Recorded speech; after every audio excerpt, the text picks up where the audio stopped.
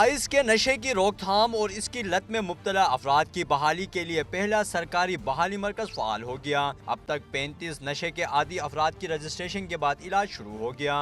ادھر ہم free test کرتے ہیں، فری خوراک دیتے ہیں، اور اس کے علاوہ ہم اویئرنیس کرتے ہیں، موٹیویشن کرتے ہیں، ڈرگز دیتے ہیں، فری ڈرگز دیتے ہیں تاکہ ان کی اویئرنیس ہو جائے۔ بحالی سینٹر میں اسکریننگ سے لے کر میڈیکل ٹیسٹ کی سہولت دستیاب ہے، جبکہ نشے کے عادی افراد کو علاج سے لے کر کھانے تک کی تمام سہولیات مفت فراہم کی جاتی ہیں۔